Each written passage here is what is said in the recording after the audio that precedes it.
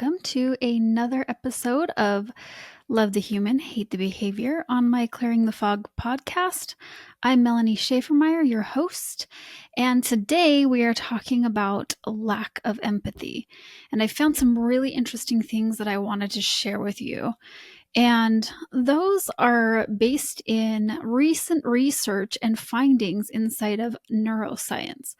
And I feel like this is really, really important information for us to dive into because there are actual structures in the brain that are notable and different for those who are diagnosable with narcissistic personality disorder. Their brains are just different. And we'll talk about why that's important, but I wanted to first go over what those findings generally are. And so neuroscience research suggests that people with narcissistic personality disorder have different brain activity and structural differences. And those are, this is really interesting, reduced gray matter. People with NPD have less gray matter in the areas of the brain that are associated with empathy. So this is really important because I think a lot of times people are thinking, well, why are we not growing our empathy? Or why don't they have empathy? Or why can't they understand how I feel? And this would be why. And so why aren't they working on it? Well, let's dive into this a little bit more. People with MPD, we'll call it MPD, which is narcissistic personality disorder, have more activity in brain regions associated with self-absorbed and self-directed thinking. They also have structural differences in the anterior insular cortex, which is responsible for understanding the intentions of others during social interactions, and decreased cortical thickness. So people with MPD have decreased cortical thickness in the prefrontal cortex, which is associated with emotional regulation. And in coaching, we like to talk about the prefrontal cortex as the thinking, rational part of the brain, the part of the brain that's the mature, the grown-up, the adult self, the part of the brain that's associated with adult thinking or rational or planning. So if this matter is reduced, they have a reduced ability to not be emotionally reactive, which is really, really interesting. And that's another explanation for narcissistic rage. Let's read on just a little bit more. These differences may contribute to social dysfunctions and other challenges that people with NPD experience, such as a grandiose sense of self, a need for excessive admiration. That's that need for external validation because they're not able to do it for themselves. A lack of empathy for others, difficulty recognizing and regulating their thoughts and feelings, and extreme sensitivity to feedback from others. So I remember, and I've noticed this also in like the teenage years when emotions are like really extreme. And so like if you're embarrassed, it's not you're just embarrassed, you're mortified. So just think of somebody who is experiencing negative emotion in an amplified way because they don't have that part of their brain that can sort of rationalize and understand and gather context and understand what's happening within their own body, but also what's happening within others in the social context and sort of make a more informed decision for how to react. It's just explosive emotion that's going on inside their body. So this is just basically a summary that's come from a few different sources. The National Institutes of Health, the PsycPost, UHC Chicago Medicine, and a few different other different neuroscience sources.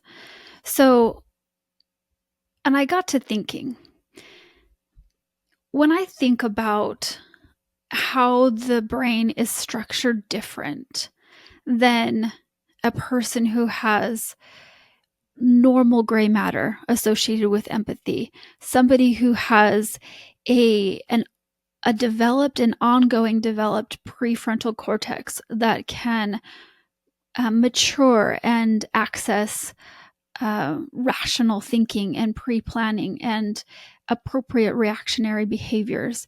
If you have somebody who is not at that level, the thing that this reminds me of is golf. And I'm not a golfer, so I'm going to read what that looks like, rules for golf.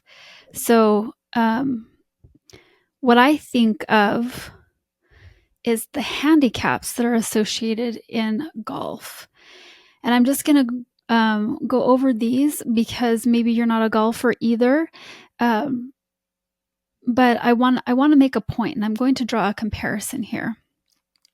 So a golf handicap is a number that indicates how many strokes a golfer is expected to partake per round compared to the course's par. Handicaps are used to level the playing field for golfers of different abilities. A lower handicap means a better player. So a golfer's handicap is based on their past scores, the difficulty of the course, and playing conditions. The golfer's 8 best scores from their most recent 20 rounds are averaged to calculate their handicap index. When a golfer tees off, their handicap index is converted into a course handicap, which takes into account the course's difficulty and tees being used. If a golfer is playing in a format that uses handicap allowance for equity, they'll also have a playing handicap. A playing handicap is used for the purposes of game or competition. So to determine their final score, a golfer subtracts their handicap from the total number of shots they took to complete their scores. So the handicaps range from a maximum handicap for both men and women is 54, and the minimum is 0. So what I think of in relationship to narcissism, and why I think this is important, is think of in life, you have different handicap scores with regards to both empathy and prefrontal cortex or emotional regulation.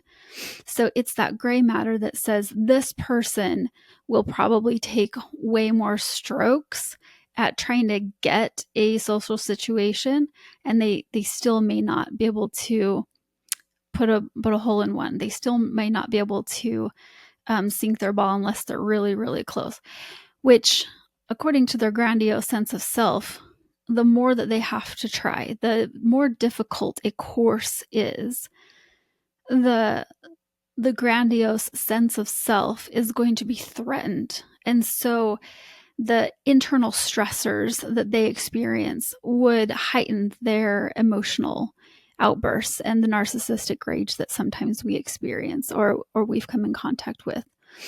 So what is so interesting about that is I've seen a lot said how we have the empath and the narcissist seem to be quite a magnetic and attractive pair of people. You can see it in romantic relationships a lot.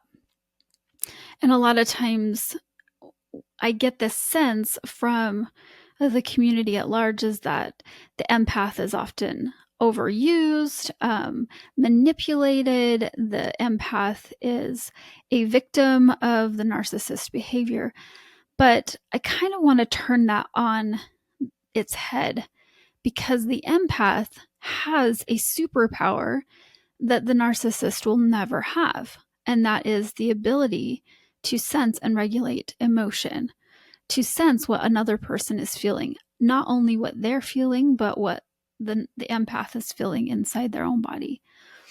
And so what I've noticed is being able to grow your own sense of what's happening within you, regulate that, and also be able to sense what's happening inside the other person, especially if it's somebody who has less gray matter associated with empathy and less gray matter associated with emotional regulation, even if we don't define this as somebody who is full-blown narcissist, full-blown narcissist, just having that reduced ability gives them a brain handicap, one that would automatically make you have a superpower, maybe even more than a normal person if you're able to sense.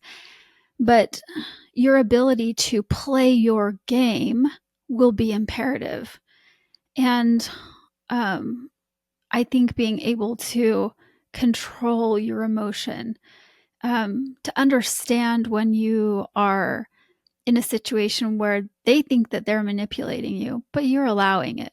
And that's where your boundaries come into play, where you can say, sure, maybe not out loud, but at least in your mind, I'll allow you to have this moment or an extended moment with me, or whatever it is that they are trying to get out of you. Understand that you have your own control over your situation. And even if it goes terribly, even if you're still developing, excuse me,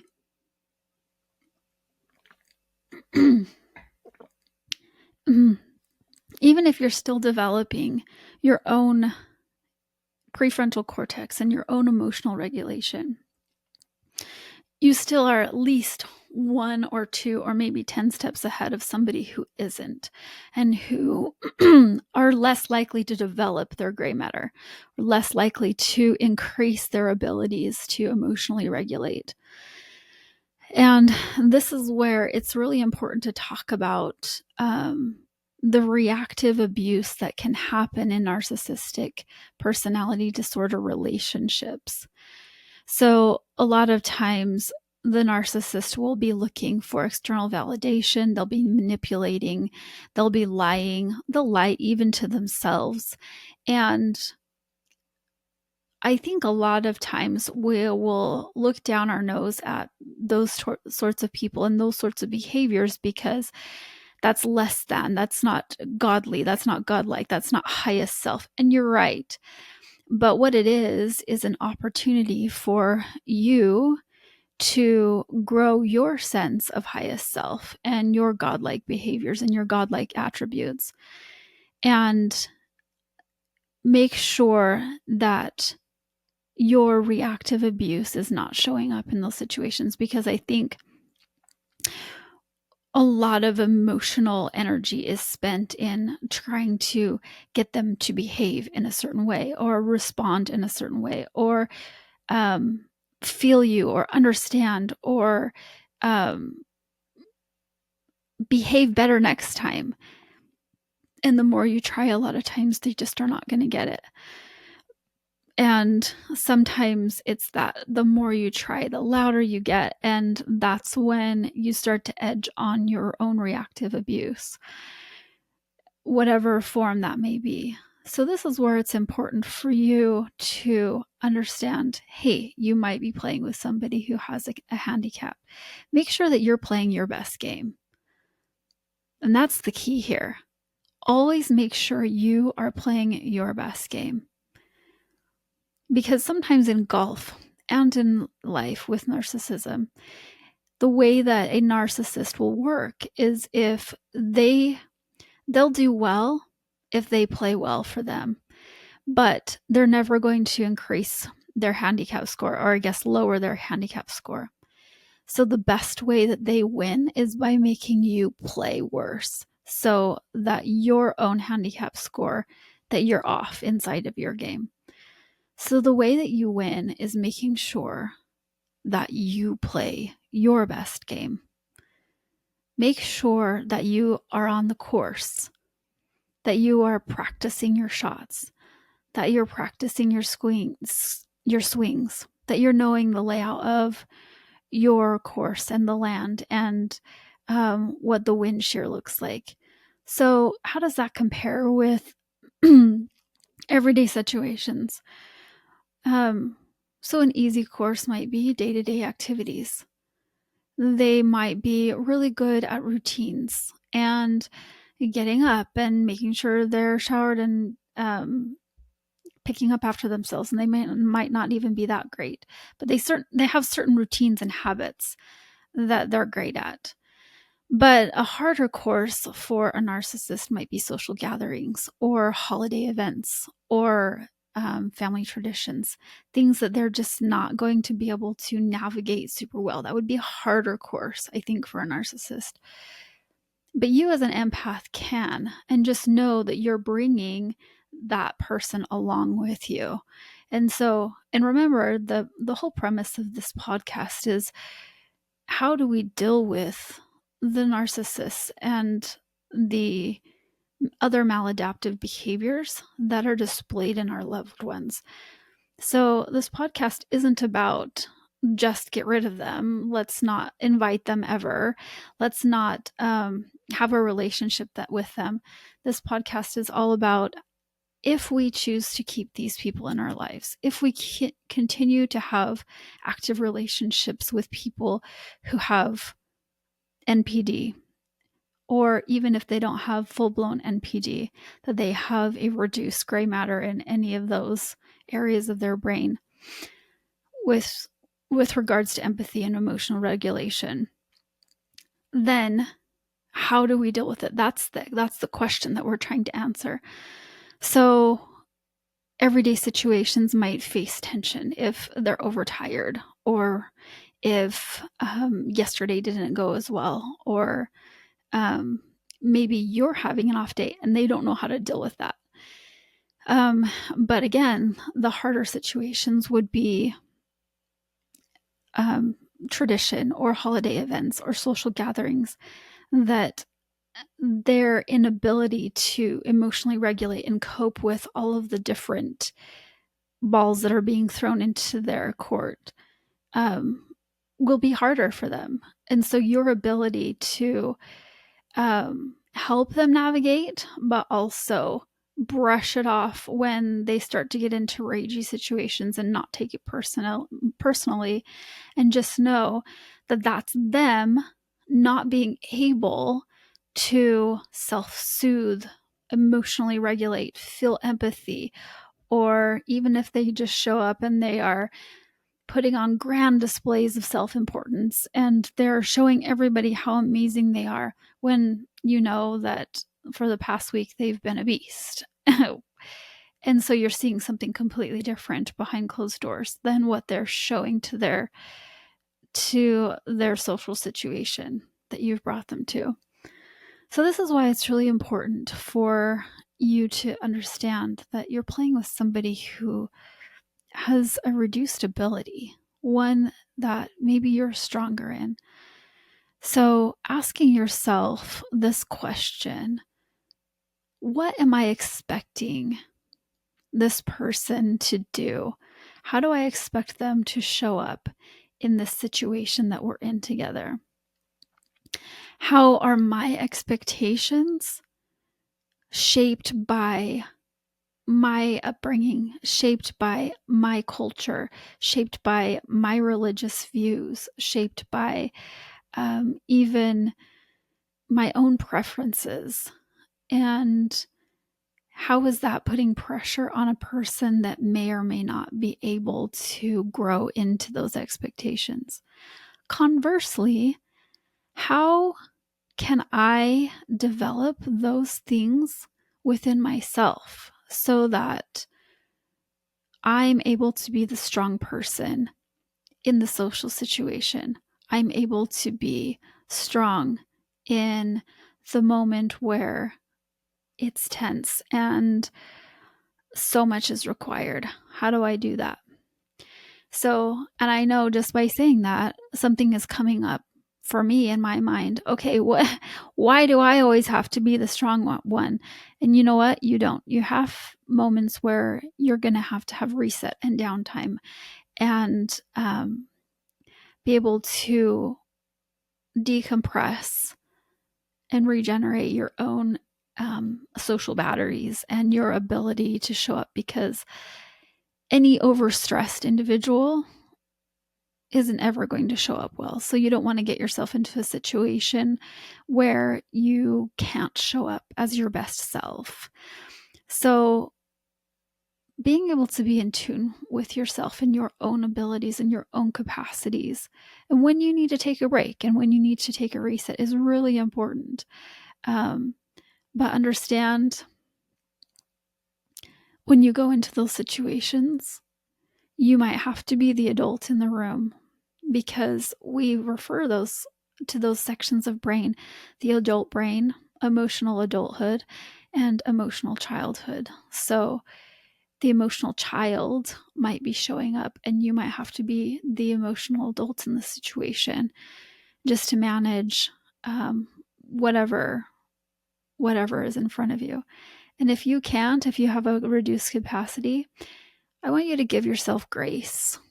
Give yourself grace for not being able to show up the way that you need to show up. Give yourself grace for, it's not my 100% day. It's not my 110% day. It's my 40% day. And it's really, really important, if you're having a 40% day or a lower capacity day, that we don't take it out on the person who's never going to be your level of 100%, because their 100% might always be 40% of yours. So it might be frustrating for you if that is always the case. But understand your own fluctuations in ability and energy and emotional capacity to regulate, and being able to manage your own self, your own reactions for the people around you who may not be able to. And I think that's really important also to notice, because once you are starting to be more aware of your own emotional capacity to handle others or others' emotions or others' behaviors, even if you're not dealing with somebody who has narcissistic personality disorder, you can start to notice what people's regular behavior is and their reduced capacity. So if you're noticing somebody in front of you has reduced capacity and you also have reduced capacity, you may still have to be the one that says, hey, we're operating at 40% today. Let's just take an easy day. Let's not stress each other out more. Let's lower our expectations, and let's try again tomorrow and see if that can be better. And I think that's important. One of these important moments when you come to realize where everybody's capacity is for being able to show up in a situation, including your own. And again, it's our Ho'oponopono practice that brings it all the way around for me. Being able to forgive yourself, forgive the other person. Say, I'm sorry. Thank you for everything that you've done. And I appreciate that you even were here. And I'm sorry that we didn't show up in the way that we wanted to. So I'd like to again end this podcast with our Ho'oponopono practice. If you'd like, you can close your eyes, but also, again, if you're driving, please don't close your eyes. But we'll say, I'm sorry. Thank you. Forgive me. I love you. See that as an infinity loop passing between you and the other person. An energetic loop passing into their body, out of their body, an infinity loop through you, out of you, and back to them. Ho'oponopono. I love you. I'm sorry. Thank you. Forgive me. Forgive me. I'm sorry. Thank you. I love you. I'm sorry. Forgive me. Thank you. I love you. Say that a few times in your mind, even on your own, so that you can, again, this is a great way to emotionally regulate and not only have forgiveness for yourself, but the other people in your life who are not showing up according to your expectations, everything that you've learned, everything you've grown up to know, including yourself, and give yourself that grace. Okay, my friends, that is another episode of Clearing the Fog podcast. Love the human, hate the behavior on lack of empathy.